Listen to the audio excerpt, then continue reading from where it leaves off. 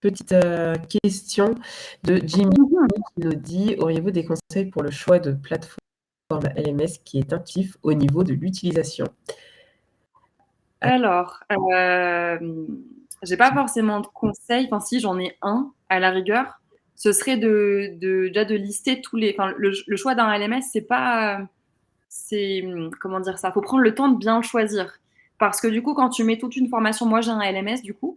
D'ailleurs, je viens de migrer vers une autre plateforme, là, il y a une semaine et D'accord. en fait, quand tu fais le choix d'un LMS et que derrière tu migres parce que ça ne correspond plus à tes besoins, bah, il y a beaucoup de boulot. Enfin, en tout cas, moi, j'ai eu beaucoup de fichiers et de vidéos à migrer de l'autre côté et c'est Ouais, un temps conséquent.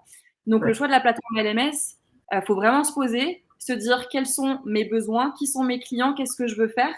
et après, du coup, contacter, en fait, les LMS. Il y a des gens qui sont très sympas, qui répondent, en fait, au téléphone ou qui font des webinaires pour présenter un petit peu, ce qu'ils font et en fait, moi, je vous invite à lister un maximum de questions, leur poser, plein de questions pour avoir plein de réponses et demander, je crois que ça se fait, si je dis pas de bêtises, pour en avoir testé mmh, quelques-uns, demander, en fait, de pouvoir intégrer, une espèce d'interface mmh, test, en fait. Tu peux généralement créer des petits comptes gratuits, c'est possible, mmh, et tester soi-même, en fait. Tester le côté, administrateur, donc nous, en tant que formateurs qui avons créé la formation, mais aussi tester le côté apprenant. Parce que ça se trouve, c'est mmh, intuitif de notre côté, mais c'est pas du tout intuitif de l'autre côté, tu vois? Et l'inverse est ouais. aussi vrai. Donc ouais, pour moi, le meilleur conseil, c'est, lister un maximum enfin, lister ses besoins, en faire des questions et aller, démarcher, les gens, en fait, qui ont créé des LMS qui pourraient être intéressants et tester, en fait.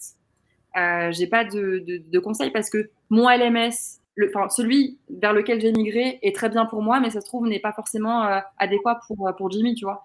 Donc Mmh, mmh. j'ai pas proposé, de LMS, intuitif, enfin, je peux pas répondre mieux que ça à cette question, en fait.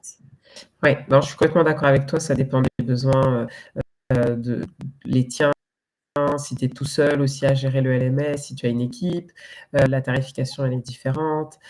Tu as Ouais. aussi, souvent on peut se dire à côté comme tu disais, hein, moi j'ai déjà fait pas mal de tests sur les LMS. On se dit: «Oh côté back office c'est super, c'est top» et puis en fait côté apprenant c'est pas du tout la même chose et soit il y a trop de boutons, c'est pas assez épuré, enfin bon c'est moi qui pense comme ça, mais voilà, il Mmh. peut y avoir certains freins donc vraiment prendre dans son ensemble et commencer par, tes propres besoins et aussi, voilà, ceux de ne pas oublier, la tarification, le et tout ça.